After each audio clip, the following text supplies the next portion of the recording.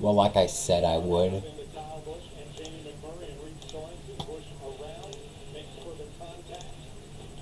Well, like I said I would, I'm going to do a full review of the NASCAR race.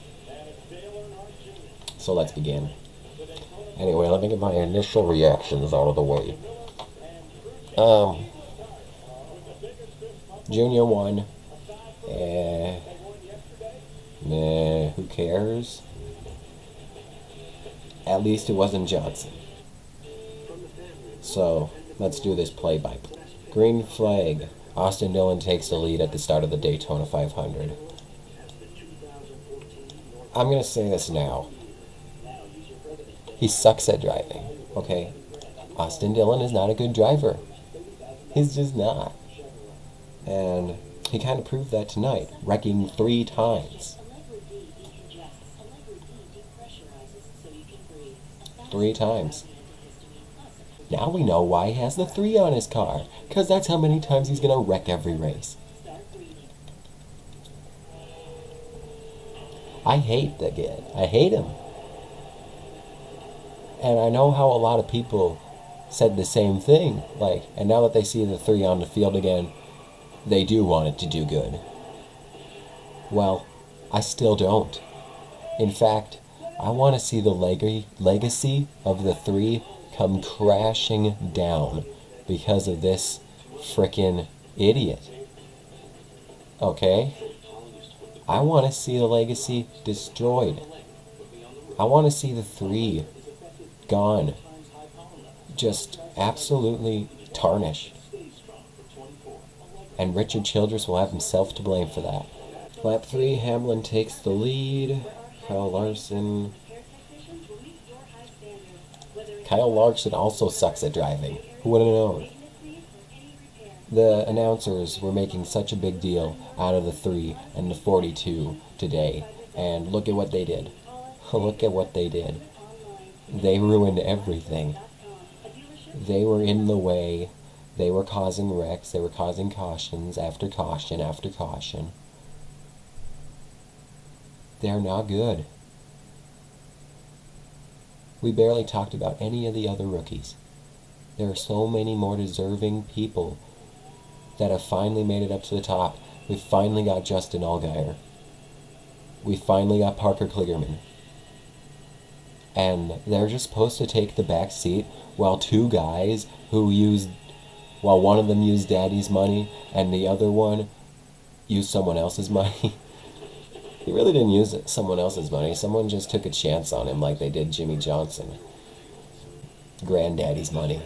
Larson is an only car lap down.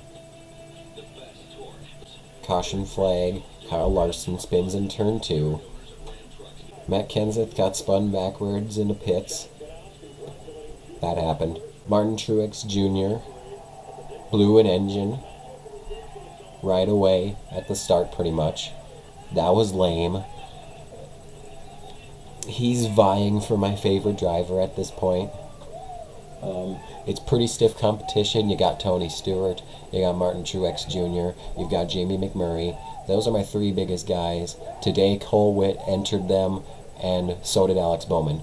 Them 5 are competing for my favorite driver right now. We'll just see how their year goes.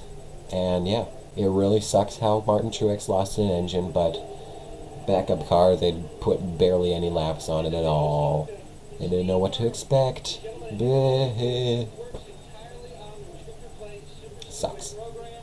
He was the only car out for a long time. And that's not even counting the red flag. And then the red flag happened. I was able to go all around town during that red flag, the first hour of it. I was able to get half my life done in that amount of time. And I came back and sat for 5 hours waiting for the stupid race to go. That sucked. That really sucked. I got to play guitar though over that time, so it was pretty good in the end. Tony Stewart, problems with robotics, of course. Had to be Tony. No one else. Of course. That really sucked too. Mike Joy, Larry McReynolds, Darrell Waltrip, they really blew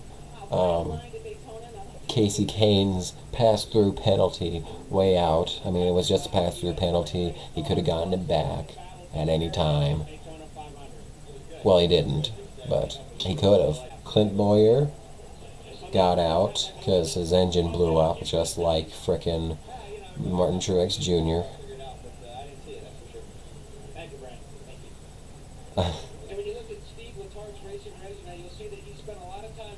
Could care less. I don't hate Boyer. I hate Ty Norris, but I don't hate Boyer. Sucks for him. Then probably one of the highlights of the race for me was Daniak getting wrecked. Danica the Maniac, Daniak. Absolutely horrible at driving. Does not deserve to be anywhere near NASCAR at all. Bye-bye. Only thing that would have made it better is if Stenhouse had been in that wreck too. After a whole bunch of crashes, it looked like it was going to be pretty good. I mean, not many of the people that I really like were getting involved. I mean, sure, you had Michael Waltrip get involved, you had Justin Allgaier get involved, but it wasn't too bad until... Seriously, Austin Dillon's such a great driver. I mean, wrecking 3 times, not to mention wrecking Cole Witt, and Parker Kligerman, and Terry Labonte. No one with a mind would let this kid in the race if it wasn't for Richard Childress. If Danica was a man, no one would care. If Austin Dillon wasn't the grandson of Richard Childress, no one would care, no one would see them, no one would talk about them, nothing would ever happen with those stupid fucking people. And the race ended.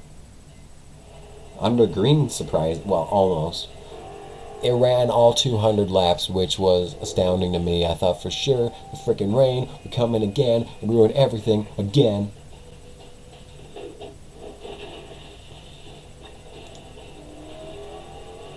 I'm just glad we were able to get a whole race in. It sucks that everybody that ever existed that I like had a bad day. Everyone that I don't hate and everyone I do hate or don't care about happen to survive.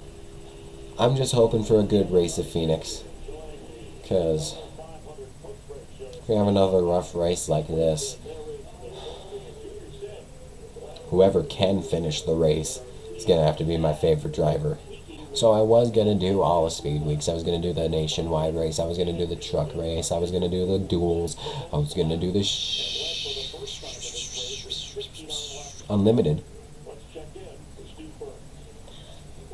So to just summarize those, the shootout, watch my live reactions.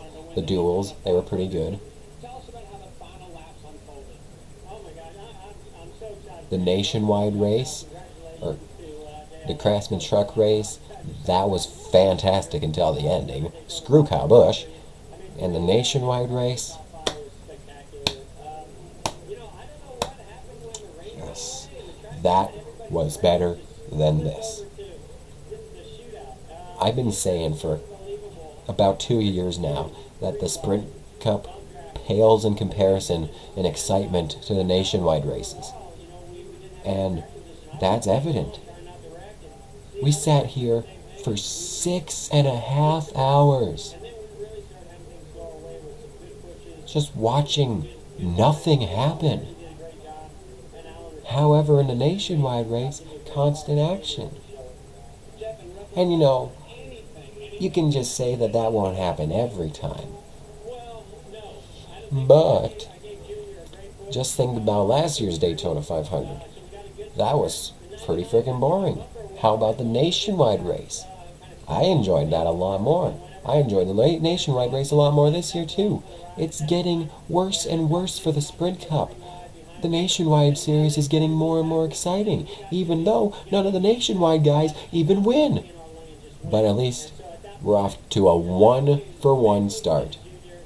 We're 1-for-1 for drivers that are nationwide exclusive, who are gaining points for nationwide. 1-for-1 for winners. 1-for-1. It's off to a great start for the season in the nationwide, and I can't wait for more. And not to mention that finish. That finish. So the highest finishing guy that I like in the 500, Casey Mears. So yeah, I don't know if I'm going to do this every week. I might. I'll probably just do live reactions on Twitter. That's a lot easier and doesn't have to be edited. So, sure to follow that Twitter. I don't like begging, but please. If you do, I'll stop making this face.